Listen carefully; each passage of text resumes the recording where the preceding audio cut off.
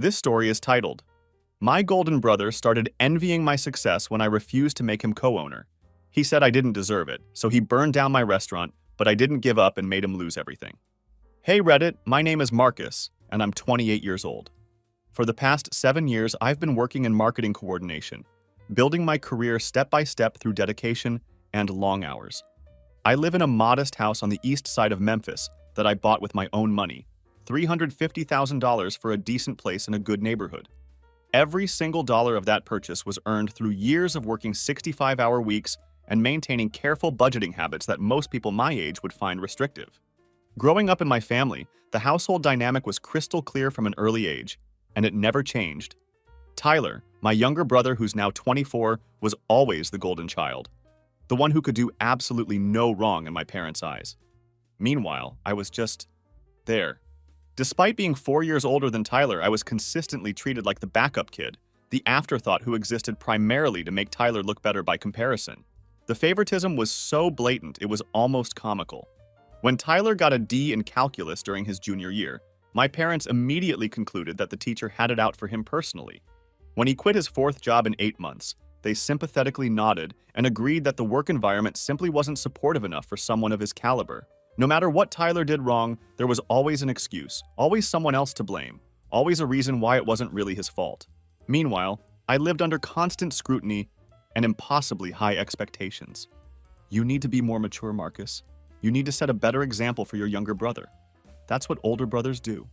I heard those phrases so frequently throughout my childhood and teenage years that I could recite them word for word in my sleep. The irony wasn't lost on me that I was expected to be the responsible one, while Tyler got a free pass on everything. Here's the thing though. I didn't get used to this treatment because it felt okay, or because I thought it was normal.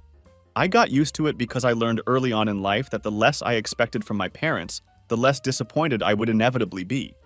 It was pure survival instinct, a defense mechanism that helped me cope with the reality of always coming second in my own family. The high school years were particularly rough and really drove home just how deep the favoritism ran.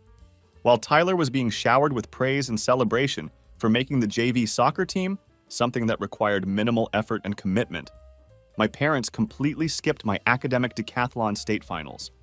This was a competition I had trained for months to reach, working with coaches after school and spending weekends studying advanced material. When the day came, I placed second in the entire state, a genuine achievement that should have made any parent proud. But when I came home that evening with my silver medal, excited to share the news, my parents barely looked up from the television. Someone had to take Tyler to his game, was the only explanation I received for their absence. The medal I had worked so hard to earn ended up sitting in my desk drawer, never to be mentioned again by anyone in the family. It was as if it had never happened at all. When it came time for college, the disparity in treatment became even more pronounced and financially devastating for me personally. I worked 2 separate jobs throughout my college years to pay my own tuition at Tennessee State University. Between classes, I was either at my job at a local retail store or working nights doing data entry for a small accounting firm. My weekends were spent catching up on homework and studying, while most of my classmates were enjoying the typical college social experience. Meanwhile, Tyler received a completely free ride to the University of Tennessee, courtesy of my parents who happily covered every expense. Not only did they pay his full tuition, room and board, and living expenses, but they even bought him a brand new Honda as a graduation gift when he finally finished his degree. The car was presented to him at a family celebration dinner where everyone applauded his achievement of graduating college without having worked a single day to pay for it. When my own graduation day arrived, the contrast couldn't have been more stark. After years of working multiple jobs while maintaining my grades, after sacrificing social opportunities and personal time to earn my degree debt-free through my own labor, what did I receive? A firm handshake from my father and a brief speech about how, "We expect great things from you, Marcus." No car, no celebration dinner, no recognition of the incredible effort it had taken to put myself through school. Just expectations for continued success, as if everything I had accomplished was simply the baseline of what was expected from the older, more responsible son. In that entire household, there was only one person who ever made me feel truly seen and valued for who I was: my grandfather. He wasn't the type of man who expressed affection through words or emotional displays, but he had his own quiet ways of showing love that meant everything to me. Whenever I visited his small house across town, there would always be a steaming cup of black coffee waiting for me on his kitchen table, prepared exactly how I liked it. "A kid like you doesn't need sweets in his coffee," he would say in his gruff but caring voice. "You need to stay sharp, stay focused on what matters." It was his way of acknowledging that I was different from Tyler, that I had a work ethic and determination that deserved respect rather than being taken for granted. My grandfather proved his faith in me in practical ways that my parents never did. When my laptop died during my first year working after college, and I couldn't afford to replace it right away on my entry-level salary, something amazing happened. I checked my bank account one morning to find that a small but significant amount of money had been deposited overnight. When I called my grandfather to thank him, his response was characteristically understated but deeply meaningful. "It's from my savings," he said simply. "Not much, but enough, so you don't have to struggle alone with this." He never made it into a big production, never mentioned it again after that phone call, and never used it as leverage or held it over my head. But I never forgot that gesture of practical support when I needed it most.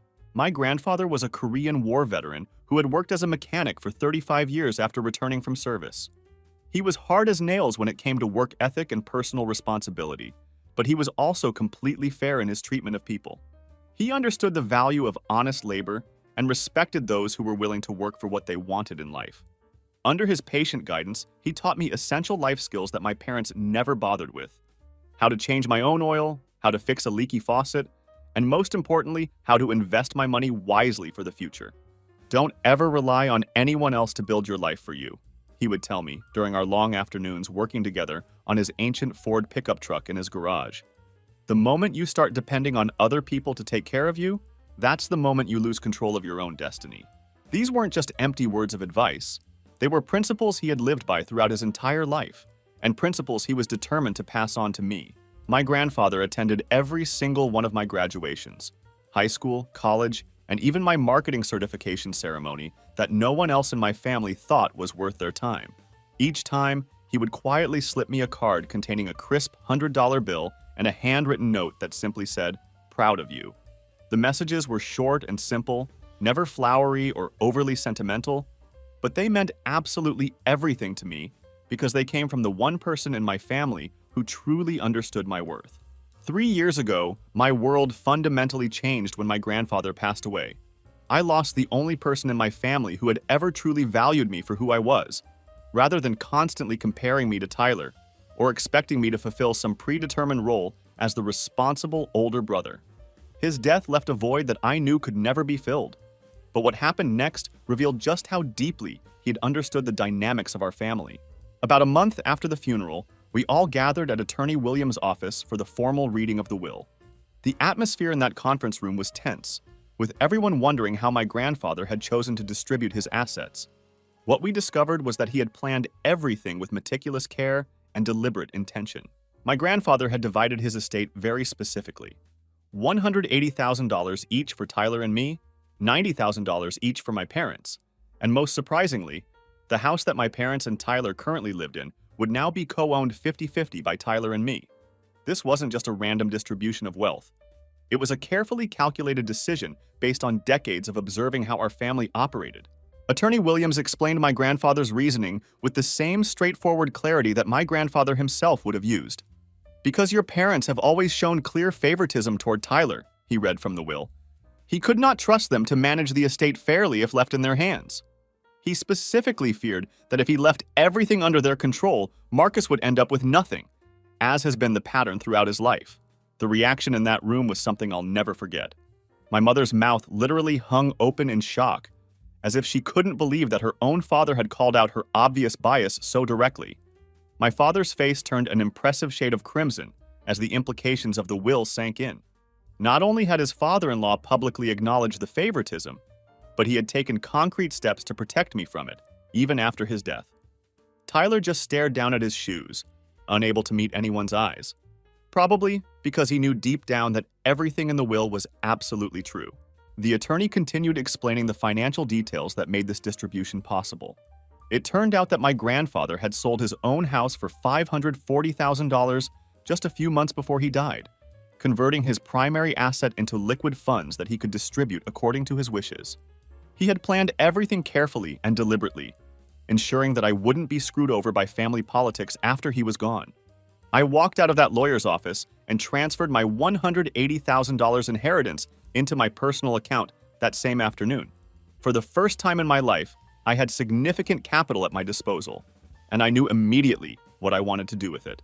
My years working in marketing had taught me that money sitting idle in savings accounts loses value rapidly due to inflation and missed opportunities. I needed to make this inheritance work for me in a meaningful way. After considering various options, I decided to open a restaurant. This wasn't born out of some romantic passion for cooking or hospitality.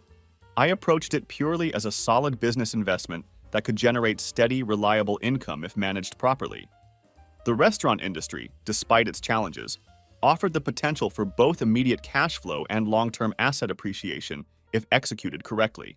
I spent the next 4 months conducting thorough research on the Memphis restaurant scene, analyzing market gaps, studying successful establishments, and identifying underserved niches. Through this research, I discovered a clear opportunity in the Midtown district for upscale comfort food. The area had decent foot traffic throughout the day, manageable commercial rent rates, and was positioned close enough to the business district to attract a reliable lunch crowd of working professionals. The location I eventually selected had previously housed a struggling cafe, which meant the basic restaurant infrastructure was already in place. This would save me significant money on initial build-out costs. The rent was reasonable, the space had good visibility from the street, and there was adequate parking nearby, all crucial factors for restaurant success. I invested approximately $160,000 of my inheritance into launching the business, covering everything from equipment and renovation to initial inventory and working capital. The most important hire I made was an experienced chef named Carlos, whom I had met through one of my marketing clients. Carlos was absolutely amazing. He had trained professionally in Atlanta and worked at several high-end establishments before deciding he wanted something smaller and more personal where he could have greater creative control over the menu and kitchen operations. The arrangement worked perfectly for both of us. The restaurant became Carlos's creative kitchen where he could showcase his culinary skills, while serving as my business venture and investment property. I didn't quit my day job initially, choosing instead to maintain my marketing position while hiring a trusted manager to handle the front-of-house operations during business hours. The restaurant officially opened its doors a month later, and I decided to invite everyone I cared about to the grand opening celebration, including my parents and Tyler. Despite everything that had happened over the years, I genuinely hoped that maybe this time they would finally be proud of what I had accomplished through my own hard work and determination. The restaurant was already receiving positive reviews from local food bloggers who had attended our soft opening events, and we were completely booked solid for the first 3 weekends. Everything seemed to be going perfectly. Instead of the support and pride I had hoped for, what I got was a painful reminder of exactly where I stood in my family's priorities. Right in the middle of what should have been my celebration, my mother leaned over to me and said, "You know, Marcus, you really should have partnered with Tyler on this venture. He's always talked about wanting to own a restaurant someday." Just like that, as if my personal achievement was somehow a missed opportunity for my brother to benefit without having put in any effort or investment of his own.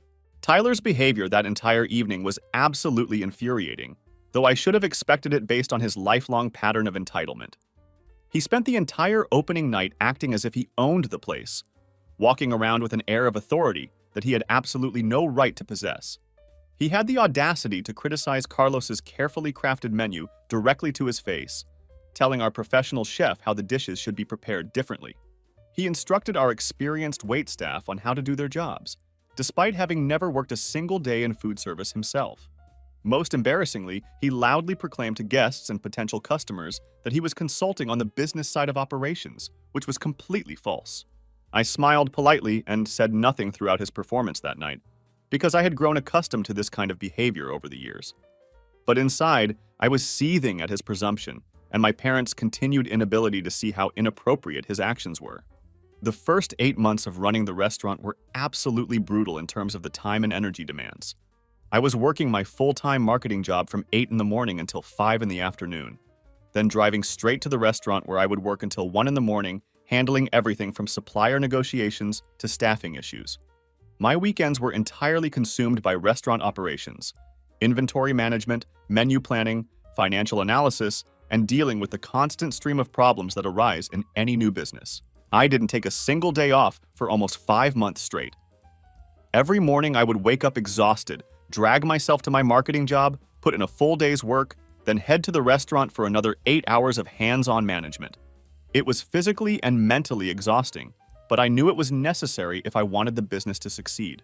I couldn't afford to hire additional management staff yet, and I wasn't willing to let the quality slip during those crucial early months when we were building our reputation.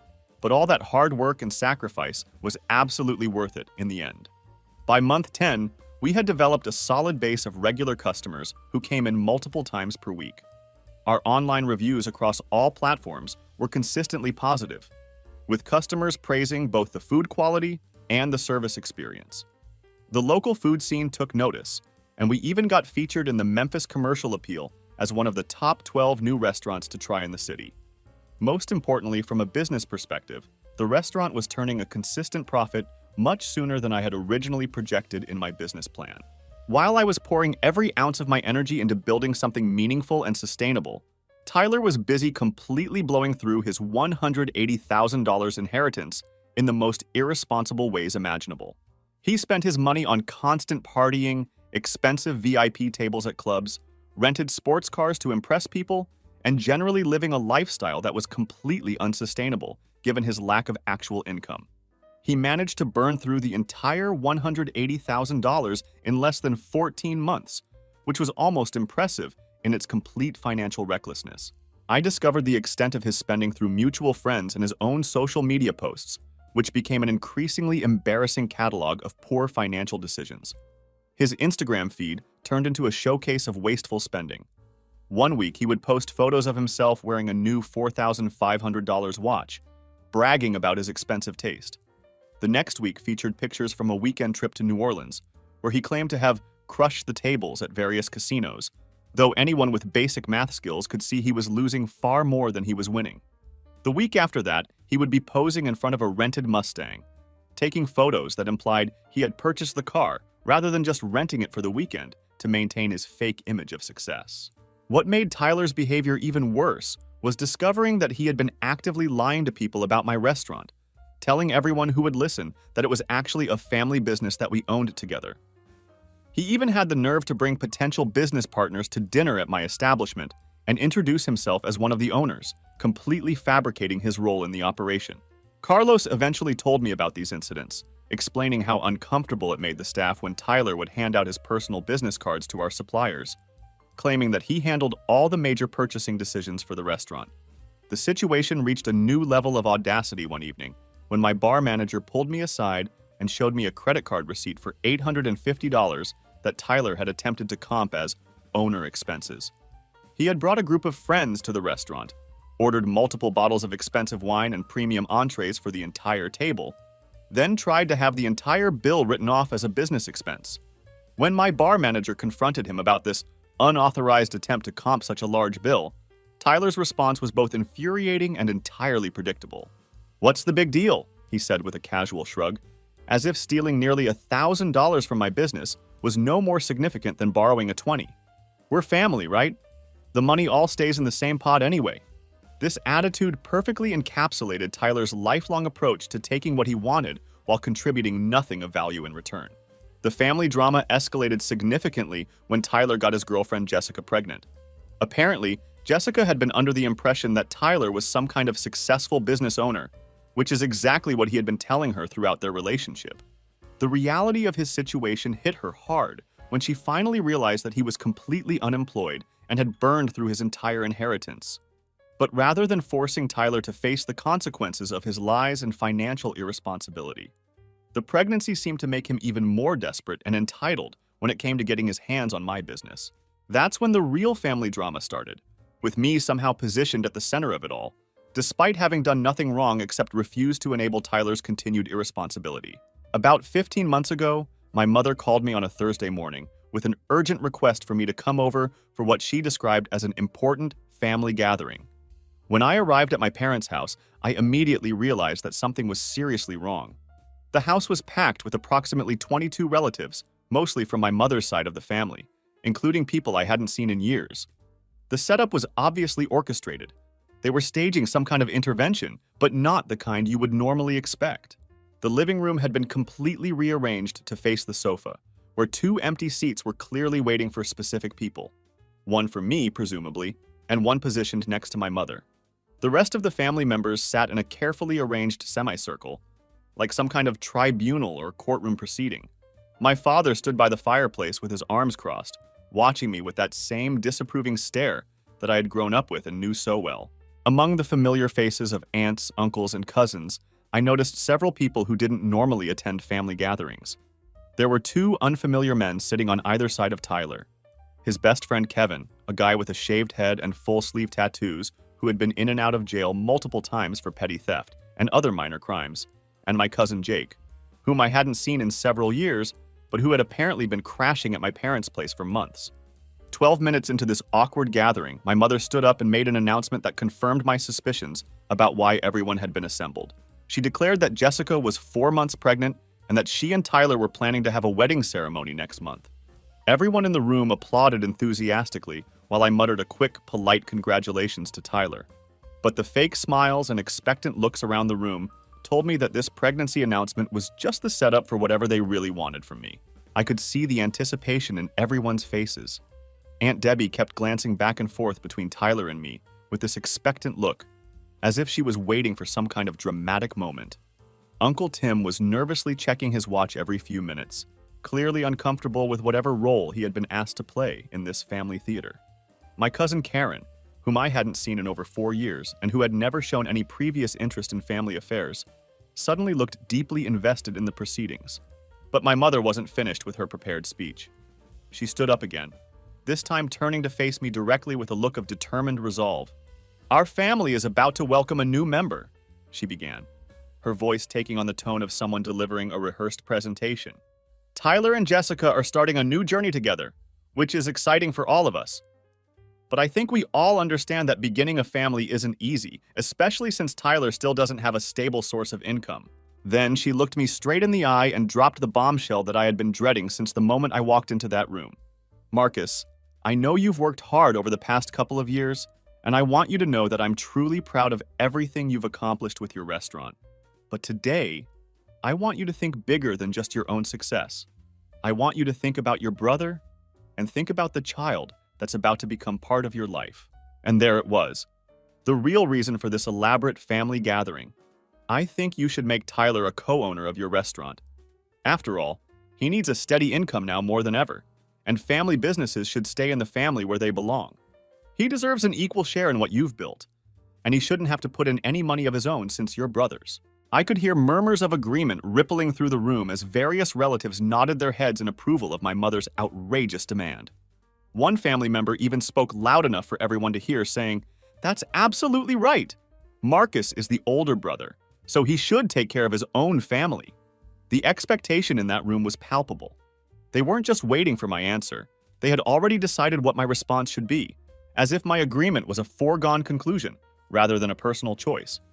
The room felt like it was closing in around me as I sat there, surrounded by people who apparently believed I owed Tyler half of everything I had worked to build.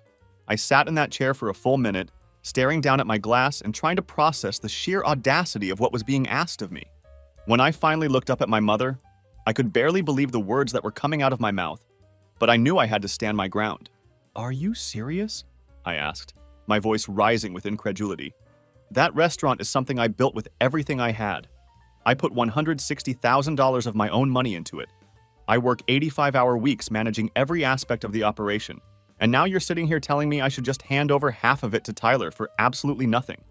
I'm never going to agree to that demand."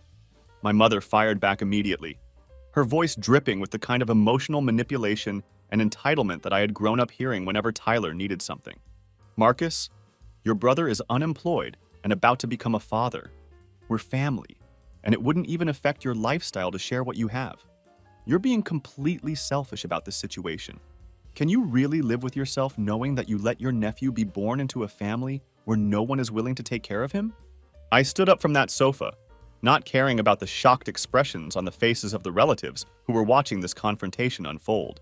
"Then where exactly is the $180,000 that Tyler inherited from Grandpa?" I asked, directing the question to the entire room. "What happened to all that money that was supposed to set him up for exactly this kind of situation?" Tyler jumped in immediately with what was obviously a rehearsed answer, his voice taking on that practiced tone of innocence that he had perfected over the years. I invested it with a friend in what seemed like a solid business opportunity, but the deal fell through and I ended up losing everything. It wasn't my fault. These things happen in business sometimes. I couldn't help but laugh at the absurdity of his obvious lie. You're lying through your teeth, Tyler, and everyone in this room knows it. You spent every penny of that inheritance partying for the past year and a half. Don't think I didn't notice what you were doing because I saw everything. Should I show everyone here the pictures of you throwing money around at strip clubs? Or maybe the receipts from the 2 motorcycles you bought and then crashed within months of each other? Tyler immediately lowered his head in shame, but not before I caught the flash of pure hatred in his eyes as he realized his lies had been exposed in front of the entire family. Kevin, his criminal friend, leaned over and whispered something to him while shooting me a threatening glare that made it clear whose side he was on in this family dispute. Before anyone could try to interrupt or change the subject, I turned to address my parents directly. I'm not making Tyler a co-owner of my restaurant, and that's final. I built that business through my own hard work and financial sacrifice, while he was busy pissing away his inheritance on stupid, irresponsible purchases. If you want him to have half of my business so badly, then give me $180,000 for his share right now. I'll make him a partner immediately, and then you can do whatever you want with his portion. Give it to Tyler, give it to his kid, give it to charity. I honestly don't care what you do with it. That's when my father completely lost his temper, jumped up from his position by the fireplace, grabbed his drink, and threw the entire contents directly in my face. "Watch your tone when you're talking to me," he shouted, his face red with rage.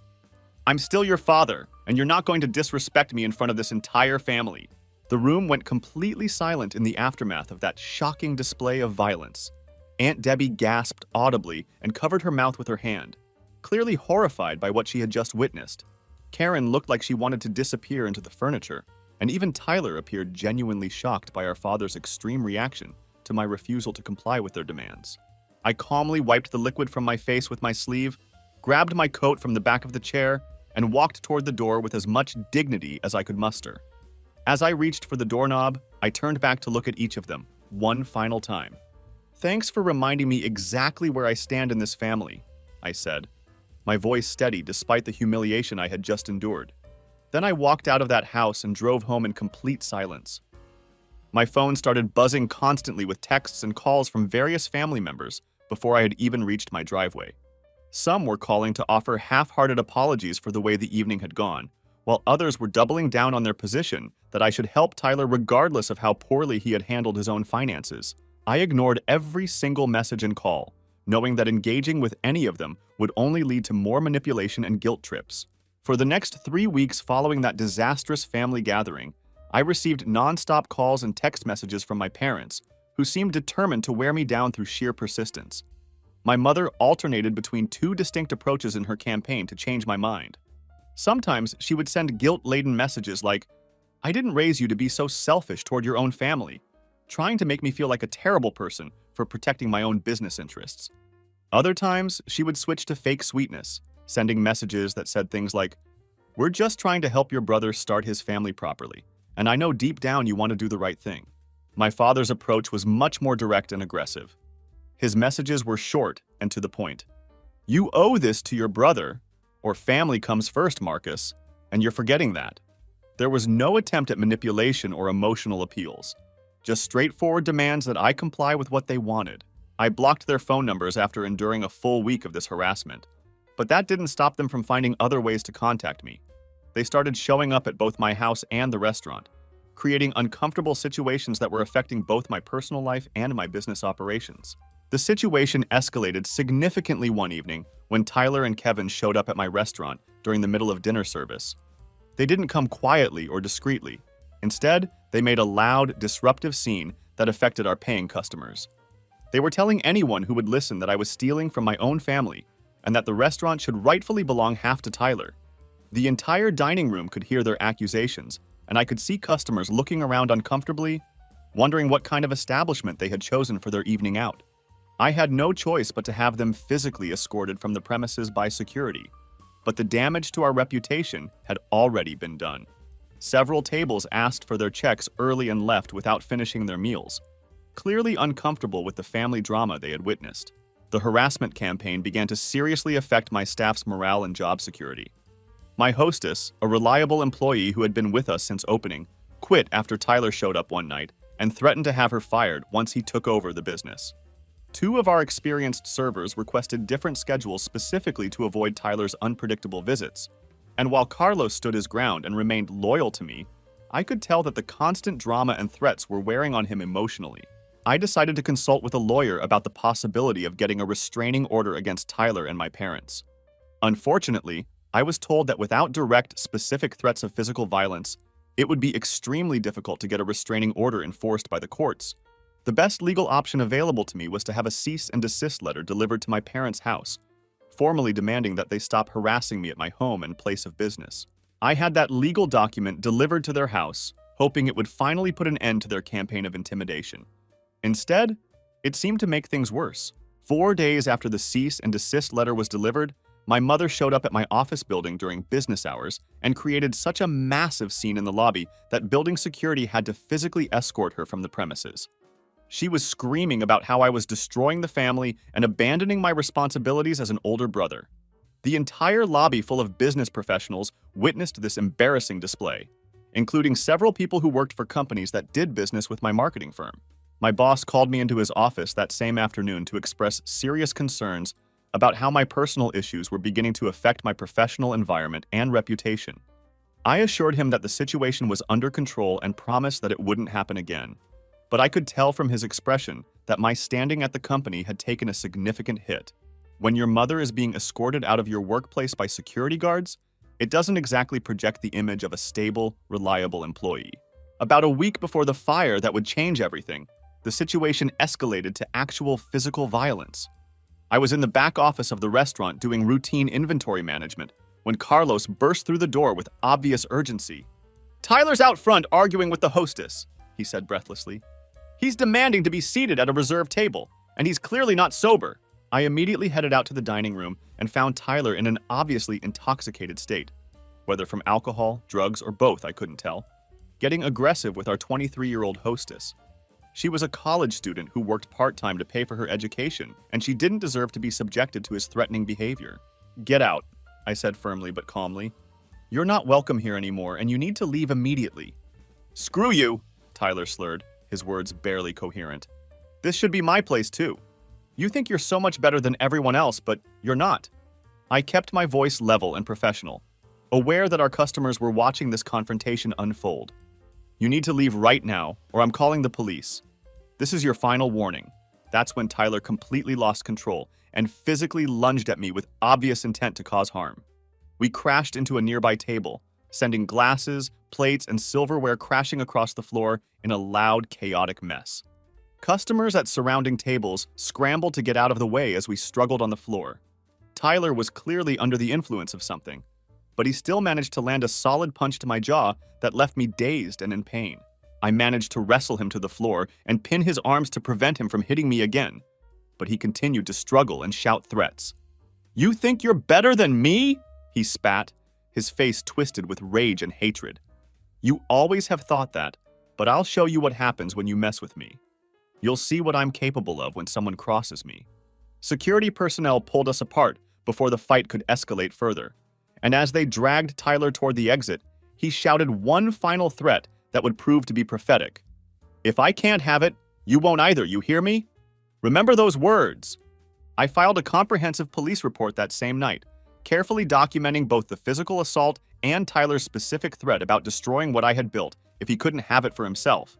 The officers who responded took detailed statements from multiple witnesses who had observed the entire confrontation, including customers and staff members who could corroborate Tyler's threatening behavior and violent actions. However, the legal reality was frustrating. The officers explained that without more concrete evidence of an actual plan to commit arson or other specific crimes, they could only charge Tyler with simple assault and criminal trespassing. While these were legitimate charges, they weren't serious enough to keep him in custody for any significant period of time. Tyler was released on bail the very next morning, free to continue his campaign of harassment and intimidation. After Tyler's arrest and release, things went eerily quiet for an entire week. There were no phone calls, no threatening visits, no appearances at the restaurant, and no messages through other family members. For 7 full days, it was as if Tyler had completely disappeared from my life. I started to think that maybe the police report and criminal charges had finally gotten through to him. Perhaps he had realized that he couldn't continue to intimidate and threaten me into giving him what he wanted. Maybe the reality of facing actual legal consequences had forced him to back down from his increasingly erratic behavior. I should have known better than to think Tyler would give up that easily. The restaurant began suffering immediate and measurable consequences from Tyler's public outburst and the family drama that had become associated with our establishment. Several customers who had witnessed the fight called to cancel their reservations, clearly uncomfortable with the idea of dining at a place where violent confrontations might occur. Negative reviews began appearing on Yelp and other review platforms, with customers mentioning the uncomfortable family drama and unprofessional atmosphere they had experienced during their visits. I had no choice but to hire a professional security guard to stand at the entrance during all business hours, an unexpected expense that I hadn't budgeted for when planning the restaurant's operating costs. The presence of security was necessary to prevent Tyler from returning and causing more disruptions, but it also sent a message to potential customers that our establishment had safety concerns. Not exactly the welcoming atmosphere you want for a dining experience. 11 days after the fight, at approximately 2:30 in the morning, I received a frantic phone call from Carlos that would change everything. "Marcus, the restaurant's on fire," he said, his voice filled with panic and disbelief. "I just got a call from the security company's monitoring service. The fire department is already on scene, but it sounds really bad." I threw on whatever clothes I could find and raced across town toward the restaurant, running every red light and stop sign in my desperation to get there as quickly as possible. From 4 full blocks away, I could already see the orange glow of flames reflected against the night sky, and my heart sank as I realized the scope of what was happening. By the time I reached the scene, the entire street had been blocked off with fire trucks, their emergency lights flashing across the faces of gathered onlookers and neighbors who had been awakened by the commotion.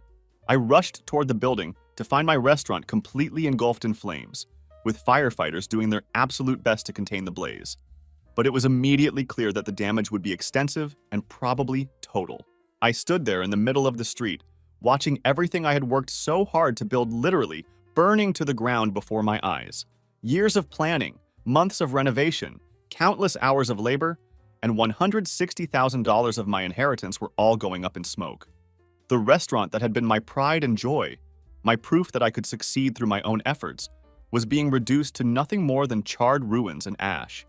The fire chief approached me as dawn was beginning to break over the city, his face grim with the kind of expression that confirms your worst fears.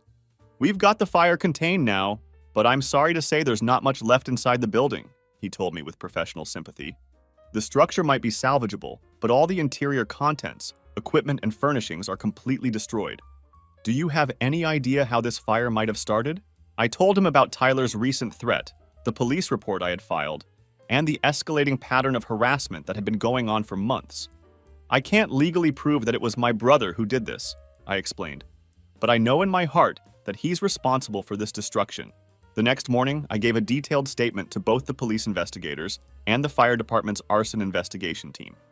I provided them with copies of the police report from Tyler's assault, documentation of his threats, and a comprehensive timeline of the family conflicts that had led up to this point. The detective assigned to the case was a professional woman named Detective Martinez, who took extensive notes about the recent family conflicts and Tyler's escalating behavior. "We'll investigate this case thoroughly and follow every lead," she assured me. "But I want you to understand that arson cases are extremely complex and can take several months or even longer to build a solid case. We need to establish not just that this was definitely arson rather than an accident, but also prove who committed the crime beyond any reasonable doubt." After leaving the police station that morning, I decided to call Tyler directly to confront him about what had happened. I knew he wouldn't admit to anything over the phone, but I wanted to hear his reaction and see if he would slip up or reveal anything incriminating. He picked up on the third ring, and his voice was casual and relaxed, as if we were just having a normal brotherly conversation. "Hey bro, what's up?" he said, his tone so nonchalant that it was almost insulting given what had just happened to my livelihood. "You know exactly what's up, Tyler," I replied, trying to keep my voice steady despite my anger. "No idea what you're talking about, man," he responded, with what I could practically hear was a smirk coming through the phone. "The restaurant burned down last night, I said directly, waiting for his reaction. There was a brief pause before he responded, "Oh wow, that's terrible news. Does your insurance cover something like that?" His fake concern was so transparent that it was almost laughable. "Cut the crap, Tyler. We both know you did this." "I was home all night. You can ask Kevin if you want. He crashed on my couch," Tyler replied smoothly, clearly having prepared this alibi in advance. "Maybe it was an electrical problem or something. You know how those old buildings can be. The wiring goes bad over time and causes fires." "You're going to regret doing this," I told him, my patience completely exhausted. He actually chuckled at my threat. "Regret what exactly? Being home asleep while your investment went up in smoke? Good luck proving otherwise, big brother." I hung up the phone knowing two important things with absolute certainty. Tyler had definitely committed this arson, and he was confident that he was untouchable. That overconfidence would turn out to be his biggest mistake. The fire investigation team worked methodically over the following weeks, taking samples from the burned remains, analyzing burn patterns throughout the building, and collecting every piece of potential evidence they could find. 4 weeks after the fire, they officially classified it as arson after determining that someone had broken in through the back door and used an accelerant in multiple locations throughout the restaurant.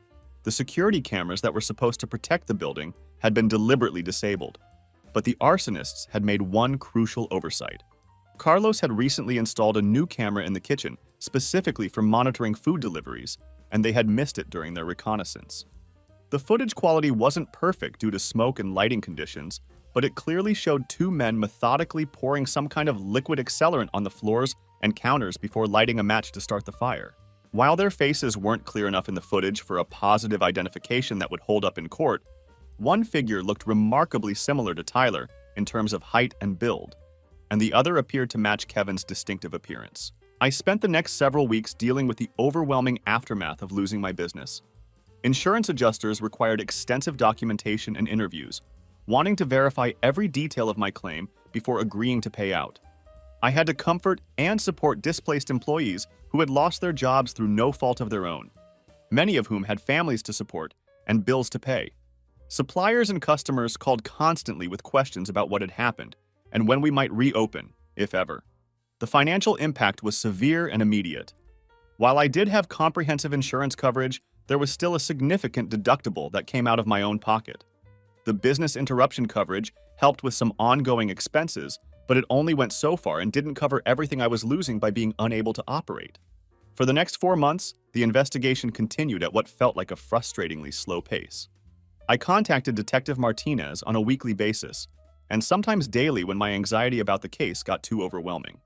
The investigators were methodically tracking cell phone tower data to establish Tyler and Kevin's locations on the night of the fire, interviewing potential witnesses who might have seen them in the area, and building their case piece by piece. My insurance company also sent their own team of investigators to examine the scene and review the evidence, since arson cases automatically trigger comprehensive fraud reviews to ensure that the business owner wasn't involved in destroying their own property for insurance money. About 3 months into the investigation, my parents showed up at my house unannounced on a Sunday morning. It was clear from their appearance that they hadn't been sleeping well. They looked haggard and stressed, like people who had been carrying a heavy burden for months. I was sitting at my kitchen table reviewing insurance documents when I heard the doorbell ring. I opened the door to find them standing on my porch, looking like they had aged several years in just a few months. "We need to talk to you about Tyler," my mother said without any preamble, pushing past me into the living room before I could even invite them in. My father followed behind her, his face carrying the same grim expression I remembered from my childhood when serious family discussions were about to take place. "The police came to our house yesterday with more questions about Tyler's whereabouts on the night of the fire," my mother continued, her voice shaking slightly. "They're treating him like he's some kind of dangerous criminal." I closed the front door and stood with my arms crossed, wondering what exactly they expected me to do about the situation they were describing. "What do you want me to do about that?" I asked. My mother's voice cracked with emotion as she continued. "They're acting like he committed some terrible crime, Marcus. He might have made a mistake, but he's still your brother, and he's still our son." "A mistake?" I couldn't believe what I was hearing from her. "He burned down my business, Mom. He destroyed the livelihoods of everyone who worked there. That's not a mistake. That's a serious felony that could send him to prison for years." My father stepped forward, his voice taking on the commanding tone he had used when I was a child. "Son, we're here to ask you to drop the charges against Tyler. You need to tell the police that you don't want to pursue this case any further. Tyler is facing the possibility of serious prison time, and that's not something any parent should have to watch their child go through. Good, I said flatly, without any hesitation. He should be facing prison time. He earned it. My mother immediately started crying, her emotional manipulation tactics kicking into full gear. How can you be so cold about this situation? We're your family, Marcus. Don't you care about what this is doing to all of us? Your father's blood pressure has been through the roof ever since the police started investigating Tyler. I can barely sleep at night worrying about what's going to happen to our son. And whose fault is that exactly? I asked, refusing to take responsibility for the consequences of Tyler's criminal actions. Tyler did this to himself, not me. He made the choice to burn down my restaurant because he couldn't handle being told no. My father's voice rose to a shout as his anger boiled over. If you had just helped him when he needed it, none of this would have happened. Stop right there. I cut him off before he could continue with that line of reasoning. Don't you dare try to put this on me. Tyler is a grown adult who made his own choices, and so are both of you. You've enabled his behavior his entire life, always making excuses for him, always bailing him out of trouble. And now you're surprised when he burns down a building because he didn't get what he wanted handed to him for free. My mother grabbed my arm desperately, her voice taking on a pleading tone. Please, Marcus, if you ever loved this family, you'll help your brother now when he needs it most. He has a child on the way with Jessica. Do you really want your niece or nephew to grow up with their father in prison? What kind of uncle does that make you? I pulled my arm away from her grasp, refusing to be manipulated by emotional blackmail. Tyler should have thought about his unborn child before he decided to commit arson. Actions have consequences, and he's about to learn that lesson the hard way. You've always been jealous of Tyler, my father said, his voice turning cold and accusatory. This is your perfect chance to finally destroy him completely, isn't it? You can't stand that people have always liked him more than you. I had heard enough of their twisted logic and victim blaming. I walked to the front door and held it open for them. I think you should leave my house right now. As they walked toward the door, my mother delivered one final guilt trip that revealed just how disconnected from reality they truly were. Your grandfather would be ashamed of you, she said, her voice dripping with disappointment. He didn't raise you to turn your back on family when they need you most. No, I replied firmly. He raised me to stand up for myself and not let people walk all over me. That's something you never taught me, but he did. After they left, I sat at my kitchen table for a long time, staring at the wall and processing what had just happened. Their visit had confirmed what I already knew deep down. They would always choose Tyler over me, no matter what he did or how badly he behaved. In their minds, I was somehow the villain in this situation for refusing to sacrifice myself to save Tyler from the consequences of his own criminal actions. 5 months after the fire, a major breakthrough in the case came from a completely unexpected source. The owner of a gas station located 3 blocks away from my restaurant came forward with crystal clear security footage that would prove to be the smoking gun investigators needed. Tyler and Kevin had purchased 2 gas cans from his station and filled them with gasoline exactly 1 hour before the fire started. Both men were clearly visible on the high-definition cameras, and both had used credit cards with their real names on them to pay for the gas. When the police obtained search warrants and executed them at both Tyler's and Kevin's residences, they found even more damning evidence. Tyler's cell phone contained text messages that explicitly outlined their plan to burn down my restaurant. If I can't have half the restaurant, then neither can he, read one message that Tyler had sent to Kevin on the day of the fire. The investigators also recovered clothing from both men's homes that contained traces of the same accelerant that had been used to start the fire.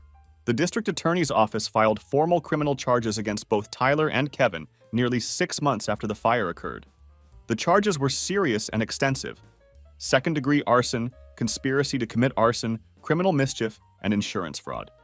Kevin, apparently realizing the strength of the evidence against him, immediately started negotiating a plea bargain deal with prosecutors. He was willing to testify against Tyler in exchange for significantly reduced charges and a shorter prison sentence. I was at work when Detective Martinez called to inform me that Tyler and Kevin were finally in police custody. Your brother and his accomplice were arrested this morning, she told me with satisfaction in her voice. Tyler is finally going to face the consequences for what he did to your business. The day after Tyler's arrest, I decided to drive to the county jail where they were holding him. I needed to see his face when they brought him into the visitor's room, to look him in the eye and see if he felt any remorse for what he had done to me and my employees. When he finally appeared, he looked absolutely terrible. Unshaven, with bloodshot eyes, and wearing a standard orange jail jumpsuit. But despite his disheveled appearance, the first thing he did when he saw me was smile. "Come to bail me out, big brother," he said with mock cheerfulness, leaning back in his chair as if this were all just an amusing inconvenience. I stared at him across the small table, searching his face for any sign of guilt or regret. "Why did you do it, Tyler?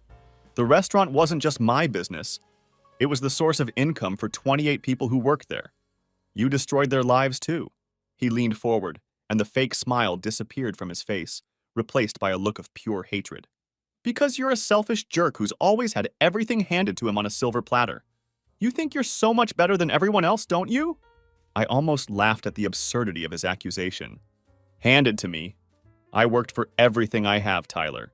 You're the one who's had everything handed to him his entire life without having to work for any of it." "Screw you!" he spat with venom in his voice. "You could have made me a partner in that restaurant. One signature on a piece of paper, that's all it would have taken. But no, you had to keep it all for yourself like the greedy bastard you've always been." "It was mine to keep," I said quietly, my voice steady despite my anger. "I built that business with my own money and my own hard work, and now it's gone because of your selfishness and entitlement."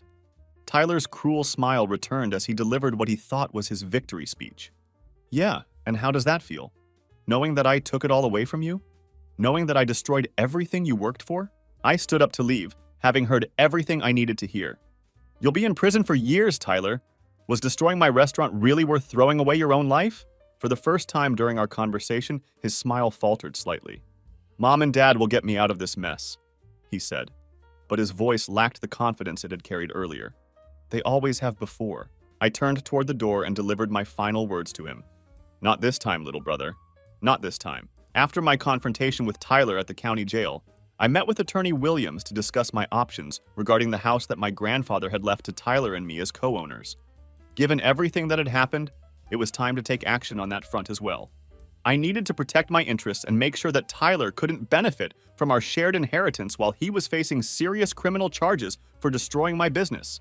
"What are my legal options for dealing with the property that I co-own with Tyler?" I asked, after explaining the current situation with his arrest and pending arson charges. Attorney Williams reviewed my grandfather's will again and nodded thoughtfully. "Since you and Tyler are equal co-owners of the property, you have the legal right to force what's called a partition sale. Given Tyler's current legal troubles and incarceration, this would actually be an opportune time to pursue this option. Your parents, despite living in the house, have no legal claim to remain there if both owners want to sell the property." "And how quickly can we move forward with this process?" I asked, already knowing what my decision would be. "I can file the partition petition with the court today if you'd like," Williams explained. "Given the unusual circumstances surrounding Tyler's legal situation, we could potentially expedite the process. Your parents will likely contest the sale and try to delay it, but with Tyler's current criminal case and inability to participate in property decisions, they don't have much legal ground to stand on." "Do it," I said without hesitation. "File the paperwork today." Williams also explained how the criminal case would proceed independently. The arson case will be handled entirely by the district attorney's office, since this is a criminal prosecution by the state. As the victim, you'll be asked to provide testimony and evidence to support their case. But the decision to prosecute rests with the state, not with you. My advice is to fully cooperate with the prosecutors and make sure they understand the complete impact that this crime had on both you personally and your employees. Over the following several months, I did exactly what Williams had advised. I provided the prosecutors with everything they needed to build the strongest possible case against Tyler. This included detailed financial records showing my complete investment in the restaurant, comprehensive employee payroll information to demonstrate all the livelihoods that had been affected by the arson, and detailed written accounts of Tyler's threatening behavior and previous harassment. I even created a comprehensive timeline of events leading up to the fire, complete with screenshots of Tyler's social media posts that showed his reckless spending sprees with his inheritance money. I included records of every disruption he had caused at the restaurant, documentation of his harassment of my employees, and signed witness statements from staff members who had been threatened or intimidated by his behavior. Meanwhile, the wheels of justice turned slowly, as they always do in complex criminal cases. Tyler's trial wouldn't begin for nearly 13 months due to the extensive evidence that needed to be reviewed and the complexity of proving arson beyond a reasonable doubt. His attorney filed motion after motion requesting delays, claiming they needed more time to prepare an adequate defense. The district attorney warned me that this was standard procedure in serious criminal cases, especially when the evidence was as overwhelming as it was in Tyler's situation. During this long waiting period, I focused my energy on rebuilding my life and planning for the future. The insurance claim process dragged on for 9 frustrating months as investigators examined every aspect of the fire to ensure that I wasn't somehow involved in the arson myself. This is standard procedure in all arson cases, they explained, but it was incredibly frustrating to be treated like a potential suspect when I was clearly the victim. I had to provide years of detailed financial records, undergo multiple lengthy interviews with different investigators, and navigate endless paperwork and bureaucratic requirements. Every aspect of my business operations, personal finances, and relationship with Tyler was scrutinized and analyzed. The partition action for the house took 5 months to work its way through the court system. My parents fought the sale aggressively, as I had expected they would. They claimed financial hardship and tried every legal delay tactic available to them, but the judge ultimately ruled in my favor. The house had to be sold, and the proceeds would be split equally between Tyler and me as the legal co-owners. Given Tyler's incarceration and pending criminal trial, his share of the house sale proceeds went into a court-managed trust account until the criminal case was completely resolved. My parents were forced to move out of the house they had lived in for decades, the same house where I had grown up feeling like a second-class citizen compared to Tyler. They had to downsize significantly and find much smaller, less expensive accommodations. I felt no satisfaction watching the moving trucks arrive at my childhood home. There was no sense of revenge or victory, just a strange feeling of closure as one chapter of my life finally ended. The house sold 6 months after the fire for $450,000, which was actually more than I had expected given the local real estate market conditions. My half of the proceeds, $225,000, was released to me immediately since I had no legal complications preventing the transfer. Tyler's half, $225,000, remained in escrow pending the outcome of his criminal case, as it was designated as potential restitution for the arson damages he had caused. Throughout this entire period, Jessica had given birth to Tyler's son, a boy they named Connor. I never met the child, despite being his biological uncle. My parents sent me pictures occasionally with passive-aggressive captions like, "Your nephew, you refuse to acknowledge," and "the family member you're turning your back on." I deleted every single message without responding, having no interest in being manipulated through an innocent child who had nothing to do with his father's criminal behavior. The financial aftermath of losing my restaurant was brutal, even with insurance coverage. While waiting for the insurance payout to be processed and released, I had to dip significantly into my personal savings to help some of my former employees who were struggling to find new jobs and pay their bills. Carlos turned down several job offers from other restaurants, remaining loyal to our partnership as we planned our eventual comeback. I promised him a significant ownership stake in whatever new restaurant we opened together. Finally, 13 months after the fire that had destroyed my business, Tyler's trial date arrived on the court calendar. By that time, Kevin had already accepted a plea bargain for 4 years in prison in exchange for his full cooperation and testimony against Tyler. The trial itself was surprisingly brief, lasting only 5 days, because the evidence against Tyler was so overwhelming that there wasn't much room for the defense to create reasonable doubt. The prosecution's case was built on multiple layers of irrefutable evidence. They presented the crystal-clear security footage from the gas station, showing Tyler and Kevin purchasing and filling the gas cans, the credit card receipts with their names on them, the incriminating text messages found on Tyler's phone, Kevin's detailed testimony about their planning and execution of the arson, and the comprehensive forensic evidence collected from the fire scene itself. I was called to testify on the second day of the trial. I spent several hours on the witness stand recounting the entire sequence of events. The orchestrated family gathering where they demanded I make Tyler a co-owner, Tyler's escalating threats and harassment at the restaurant, the physical fight we had just days before the fire, and his specific threat that, if I can't have it, you won't either. The prosecutor walked me through each incident methodically, building a clear picture of Tyler's motive and escalating behavior. Tyler's defense attorney tried desperately to paint the entire situation as nothing more than a family squabble that had been blown out of proportion by misunderstandings and hurt feelings. He suggested to the jury that Tyler had never seriously intended to actually burn down the restaurant, but had only wanted to scare me into reconsidering my refusal to make him a partner. The defense strategy was to portray Tyler as someone who had made a poor decision in the heat of emotion rather than someone who had committed premeditated arson. The jury didn't buy this argument for even a moment.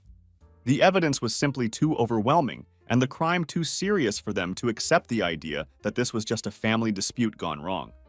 After deliberating for only 7 hours, they returned to the courtroom with a guilty verdict on all counts.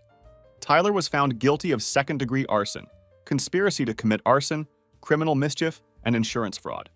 During the sentencing phase, the judge took into account the severity of the crime, the premeditated nature of the arson, the significant financial damage caused, and the impact on the 28 employees who had lost their jobs because of Tyler's actions. Tyler was sentenced to 9 years in state prison with the possibility of parole after serving 6 years. The judge also ordered him to pay full restitution for damages that weren't covered by my insurance policy, which amounted to approximately $135,000. This restitution would come directly from Tyler's share of our grandfather's house proceeds, which were still being held in the court-managed trust account.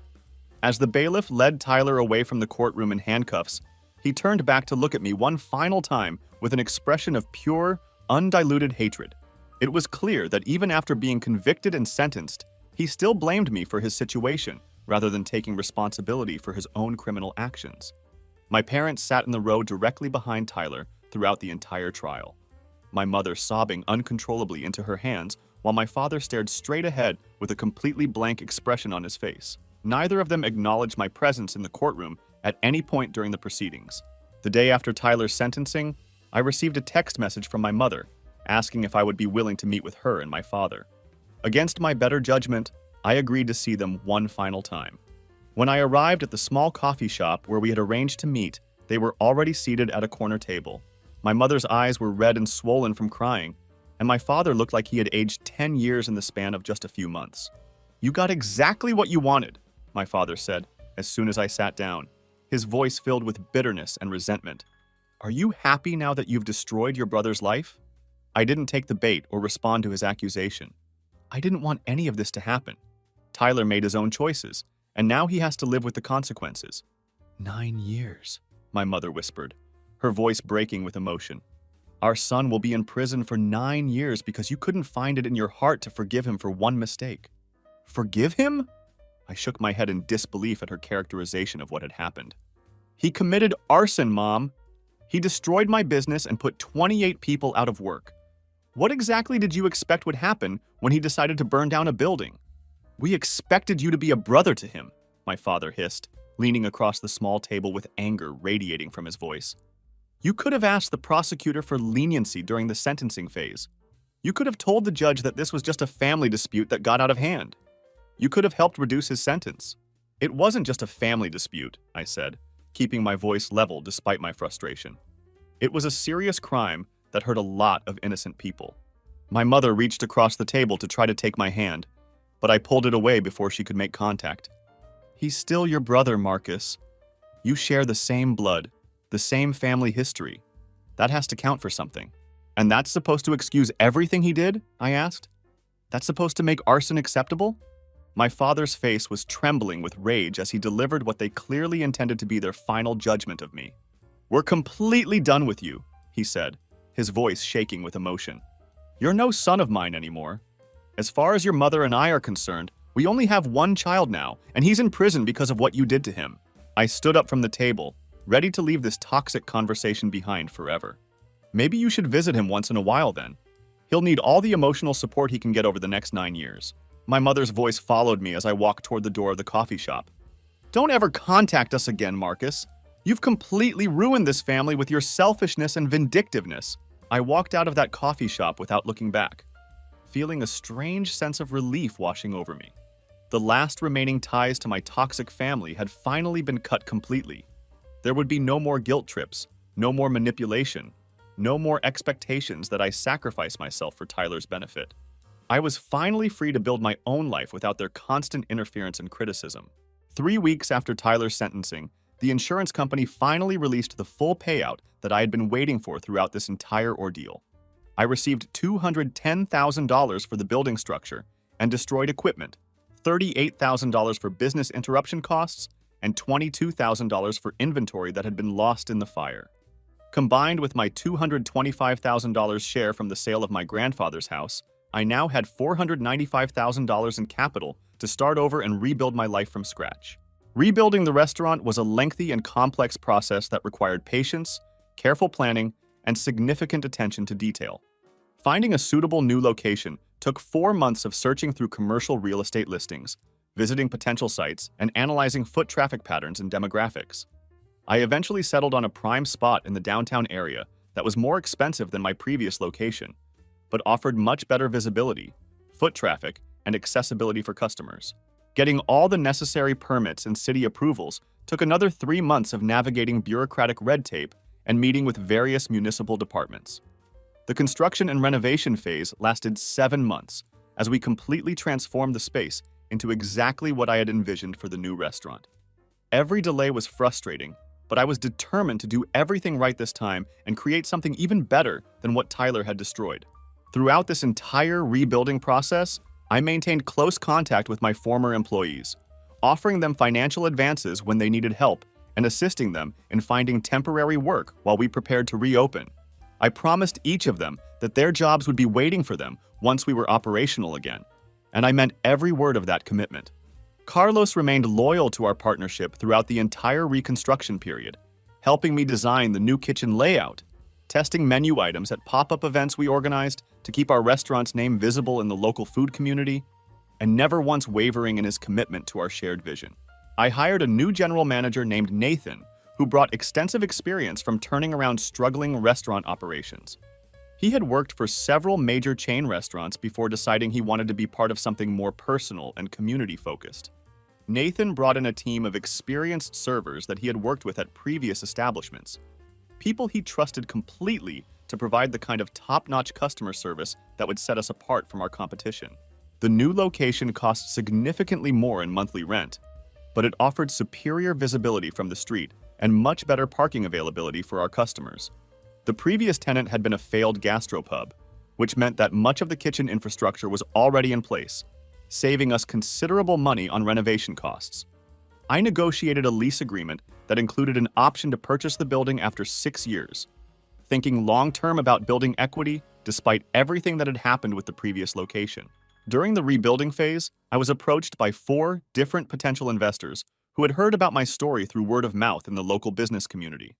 They offered significant capital injections in exchange for equity stakes in the new restaurant. Every single offer was attractive from a purely financial perspective, but I turned them all down without serious consideration. After what had happened with Tyler and his sense of entitlement to my business, I wasn't about to give up any control or ownership of my restaurant to anyone, no matter how appealing their offers might seem on paper.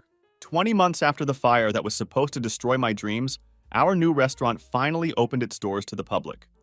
The new location was bigger, better designed, and situated in a much more prominent position within the city's dining scene.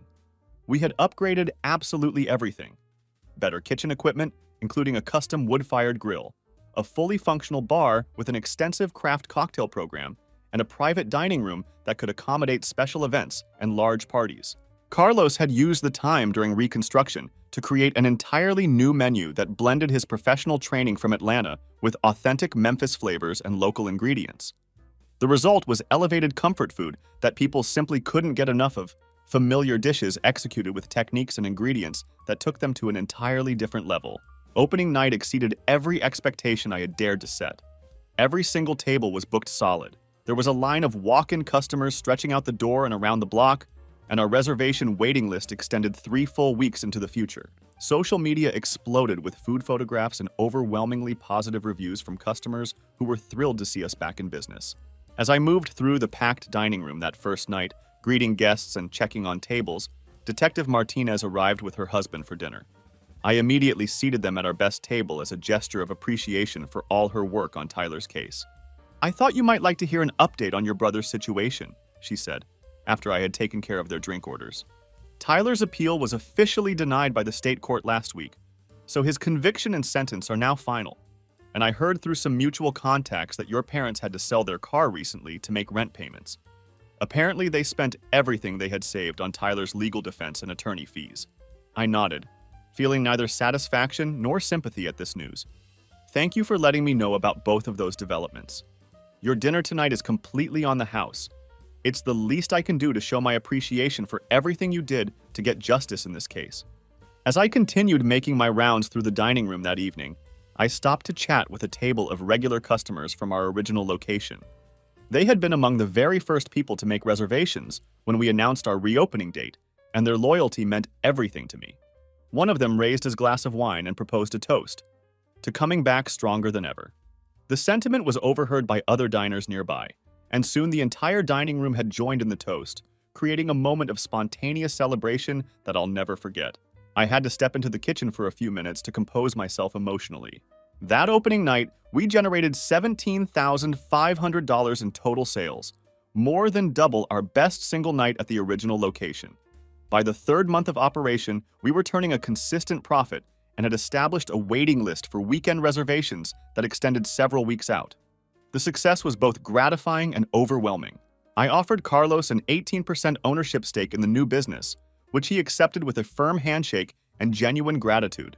Nathan received a 7% stake with options for additional equity based on performance metrics and length of service. These decisions weren't just smart business moves. They were about building a team of people who were personally invested in our long-term success and shared in the rewards of what we were building together. A year after our reopening, I received an unexpected letter from Jessica, Tyler's ex-girlfriend and the mother of his child. She explained that she and Tyler had ended their relationship while he was in prison, and that she was now raising their son Connor as a single mother. She apologized sincerely for any role she may have played in the family drama that had led to the restaurant fire, and asked if I would consider meeting my nephew at some point in the future. I still haven't decided how to respond to that request. It's complicated, and I'm not sure what the right answer is. My relationship with my parents remains completely non-existent to this day. They continue to send me greeting cards on my birthday and Christmas, usually with guilt-laden messages about the importance of family and forgiveness, but I don't respond to any of their attempts at communication. The cards typically contain phrases like, "We hope you'll find it in your heart to forgive," or "Family should stick together through difficult times." But they never acknowledge Tyler's responsibility for what happened or show any understanding of why I might be justified in my anger. Meanwhile, the restaurant continues to thrive and exceed all of my expectations for success. We've expanded our operations to include a full lunch service during weekday business hours, hired 4 additional chefs to work under Carlos's supervision in the kitchen, and we're seriously considering opening a second location across town to meet the growing demand for our food. The success feels surreal sometimes, especially when I think about how Tyler's attempt to destroy my dreams actually forced me to rebuild something much better than what I had before. The fire that was meant to completely destroy everything I had built instead became the catalyst that forced me to create something stronger, more successful, and more fulfilling than my original restaurant had ever been. Tyler's act of vindictive destruction became the foundation for my greatest professional achievement. Later that same opening night, after the last customers had finished their meals and left, and the staff was completing their closing duties and cleaning up, Carlos brought out a bottle of champagne and 2 glasses. "To rising from the ashes," he said, as he poured the champagne, his voice filled with emotion and pride at what we had accomplished together. We clinked our glasses together, and I looked around at my beautiful new restaurant, thriving, successful, and packed with happy customers despite everything Tyler had tried to destroy. As I stood there in that moment, surrounded by the sounds of a successful restaurant operation and the satisfaction of having rebuilt my life from scratch, I realized something important about the nature of revenge and justice. Sometimes the best revenge isn't about getting even with the people who hurt you or trying to make them suffer the way they made you suffer. Sometimes the most powerful response to someone's attempt to destroy your life is simply to move forward, rebuild something better than what you had before, and succeed beyond their wildest expectations while they remain stuck in the mess they created for themselves. Tyler is currently serving his 9-year prison sentence, learning the hard way that actions have consequences and that he can't always rely on family connections to bail him out of trouble. My parents are struggling financially, having spent their savings on legal fees for a son who was clearly guilty of the crimes he was charged with. Meanwhile, I'm running a thriving business, building wealth and success through honest work, and finally living my life free from their toxic influence and constant demands. The irony isn't lost on me that Tyler's attempt to take half of my restaurant ended up giving me something much more valuable: complete freedom from a family that never valued me, and the motivation to build something far better than what I had lost. His act of destruction became my opportunity for reconstruction, and his moment of vindictive rage became the catalyst for my greatest success. Looking back on everything that happened, I can honestly say that while I wouldn't wish the experience on anyone, I'm grateful for how it ultimately turned out. I learned that I'm stronger than I ever knew, that I can rebuild from complete devastation, and that sometimes the people who try to destroy you end up giving you exactly what you need to become the person you were meant to be. So that's my story: how my entitled brother burned down my restaurant and inadvertently gave me the push I needed to build something amazing.